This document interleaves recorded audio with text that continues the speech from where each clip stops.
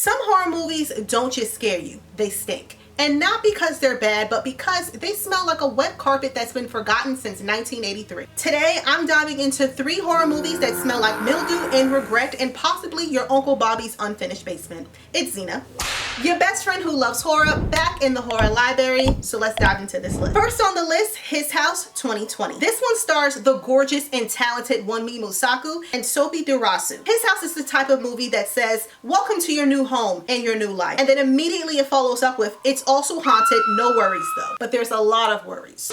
A refugee couple from South Sudan is placed in a crumbling British housing project where the mold runs deeper than the walls. It's a story of displacement, trauma, and the kind of grief that soaks into your bones. The horror isn't just supernatural, it's systematic. The house breathes, it moans, it drips. It doesn't want to kill them, it simply wants them to remember. This poor couple was handed the worst housing project in existence. Honestly, if Satan was the landlord, this house would be the model home. The wallpaper pills, and on top of it all, their neighbors suck and they're racist. This one's on my list because most haunted house films usually focuses on the house. His House focuses on the people trapped inside and what they carried with them. Number 2, the psychological slow burn Session 9 from 2001. These people in this movie accepted a job to remove asbestos from an abandoned insane asylum. What could possibly go wrong?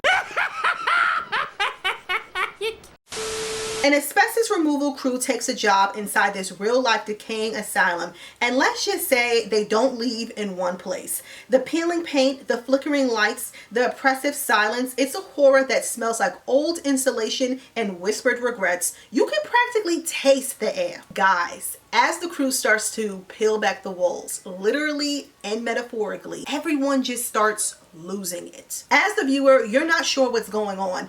Is it the building? Is it guilt? Is it that they're inhaling asbestos with no mask? Session 9 is set in the real life Damber State Hospital. Like everything inside there just looked like a wet band-aid. Like, look at it. Ew. Welcome to Damber State Mental Hospital, I guess. Abandoned, crumbling, and still very much alive. Seriously, have you ever watched a movie that just made you feel like your insides were rotting? That's what Session 9 did to me. I feel like this one is such a hidden gem. It has such an original hook. Plus, on top of that, it has one of the creepiest locations. You can't beat that. And finally, The Canal from 2014. The Canal, to me, is kind of like the Irish version of The Ring, except there's like daddy issues. A film archivist discovers his wife infidelity in a haunted canal that might be connected to a century-old murder. Because obviously when your marriage is collapsing, the best place to have a breakdown is a mold-ridden tunnel next to a cursed waterway.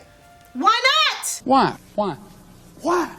Why? Why? Am I right? I had to have this one on my list because I recently watched it and it just literally is just drenched in pure dread. As a matter of fact, everything just looks damped in this movie. The majority of the frames just feel mucky. The wallpaper is curling like it's trying to run away, like it just wants to leave. Even the ghosts kind of sound like they're clogged up. I hear a lot of people comparing this one to Sinister, which is understandable and I can see that. However, I do feel like Sinister had a lot of jump scares and I don't really feel like this one has that. So if you're craving horror that seeps, seeks, and psychologically leaks, I highly recommend checking out some of these movies on this list. Be sure to subscribe, like, and comment your favorite horror movie that smells like mildew and regret.